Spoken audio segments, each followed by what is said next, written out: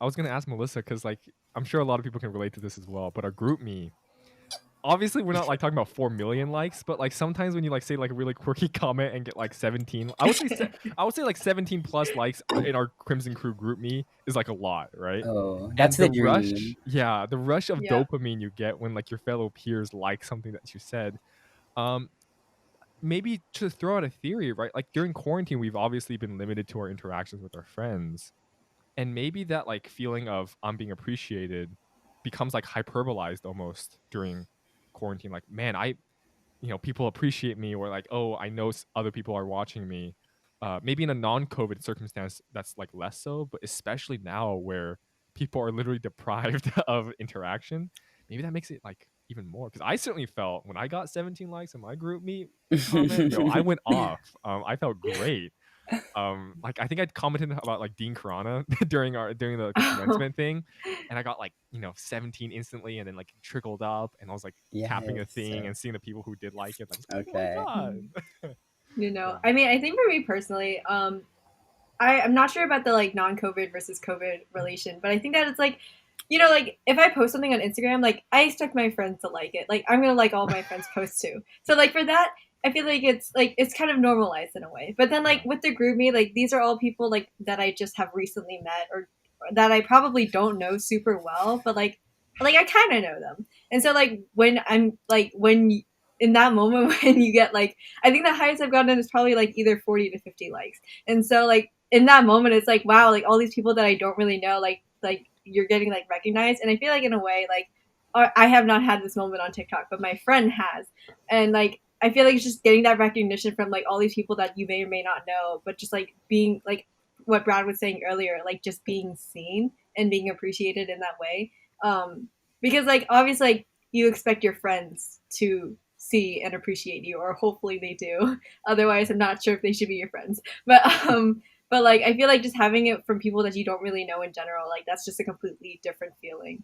And yeah, like dopamine rush there. So I feel like it's really controversial actually because there's the people that are going to say like, "Oh my god, you're obsessed with social media, you're counting your likes. That's so vain." But then on the other Mm, hand, for me, music is a performative art and you make it with the purpose of sharing it. Like yes, music is fulfilling for me too, but I want to be able to share it and just having the platform to share it with so many people, that is what makes me so happy.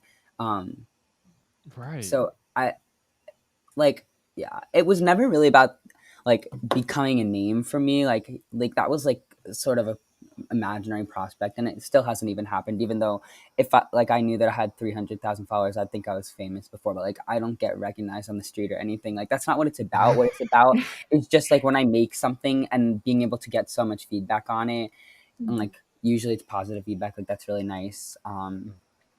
Yeah, it's a good Yeah. feeling. Yeah, I love that. I love that. And I would say podcasting for me has been very similar because if we were to just have this conversation at like Widener, for instance, yeah, that's cool. But there's something about like throwing this out into the universe with the possibility of other people hearing it. It Hmm. just makes it that much different and that much more enjoyable for me. Like my thoughts are no longer my own, and I can now share it with people. And yeah, I think sharing again is like the ultimate theme of I suppose happiness. And I know for you, Brad, as well. Like you mentioned in the little thing I asked you. You mentioned the ultimate goal of happiness, and I think Hmm. for artists that has always been like okay, this is not to like sound stereotypical, but like for business and economy, like they're so fascinated with the idea of financial wealth. But I've always found like artists to be have way more creative measurements of happiness, and I'm curious for you how you found that for yourself as well. Well, through TikTok, like my favorite comments ever, like the first time I made a singing video that blew up, it had like over 2 million views or something. Like it was like a you sing the melody and I'll harmonize behind. I'm gonna give myself credit for starting that trend also because I know it's a big thing, but I had never seen one of those before I made it, and now everyone's making it. So I'm just gonna plug that. Yes, I think that I yes, started trendsetter. that.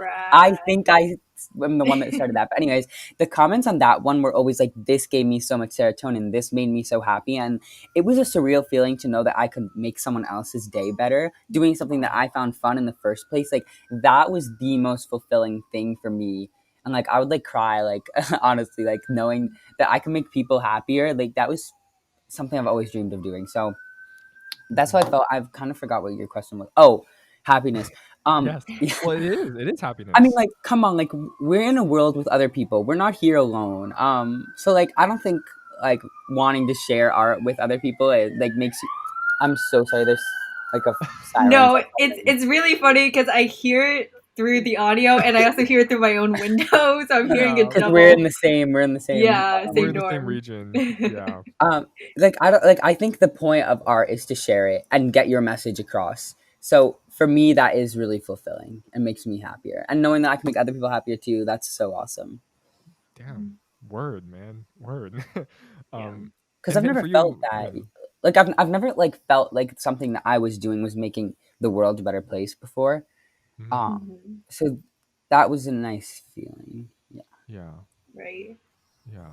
And I suppose like this contrasts actually what like I've always thought, well, not thought, but like, Harvard has a reputation of facilitating people who want to change the world at like a large scale, right? Mm-hmm. And something that I've realized as well, because I'm interested in education and I hear people talk about like the infrastructure of schools and like large boards and state level policy change. And for me, I'm just interested with the student, right? I just, if you can like change a student's outcome, that's more than enough for me. And I know people who have different outlooks in life. They their looks of change are different. Some people like massive worldwide change and they pursue that. And some people, and I would classify this as myself and perhaps Brad as well, it's those singular individuals that say like you've helped me, right? Yeah. Those are the most meaningful and most tangible.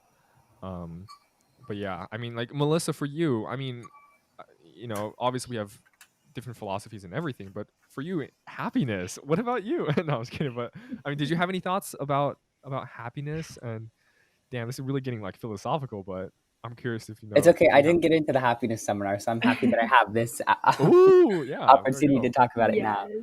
Yeah. Yeah, no, I mean, like, I guess, like, from a psychological standpoint, though, I think, like, when you help another person and knowing that you were able to help another person, like, that enough, like, in turn, most of the time, it in turn makes you happy as well. So I definitely see how, like, when you're sharing your art form and seeing the impact that it has on other people, like, I think for so many artists, like, of course, one of their goals is to share their own emotions and their own expressions and their own thoughts through their artwork. But at the same time, I think that another big part of it is just like seeing how other people can connect and relate to it as well. And like when I look at other people's arts or their music, it's like, wow, I was able to really connect with this. It's really helped me through something or something like that. And I feel like just having that power and that impact, it's like a really meaningful thing. And Hmm. so, yeah, so in terms of happiness, like that's just like my thoughts on just like art in general. But Yeah. I don't know, I feel like I took a whole seminar course last year and it was just on the idea of happiness and how to achieve it. And I think that there's obviously a very like people have all these philosophical views about like steps that you should be taking, things that you could be doing. But I think in a way, it's definitely like it just varies from person to person. People can find happiness in different things because we're all different. And like for some people, this way of happiness might not work for like a different person. And so I feel like you just really have to like for me, I think the greatest source of happiness that I get is from helping other people and doing things like that. And so I think for me, like that's what I want to do in the future. Like I know that regardless of what profession I choose or what area I decide to go in, like helping other people will make me happy in return. But then I know for some people, like you're talking about how with like the business side of things stereotypically like so for some people like financial wealth is a sign of their success and that sign of success that they're doing well like for them that also could be a sign of happiness and so you can get it from like various different places in various different ways and I think it depends on the type of person that you are. Hmm. Yeah. Yeah, for sure. Big answers for big questions.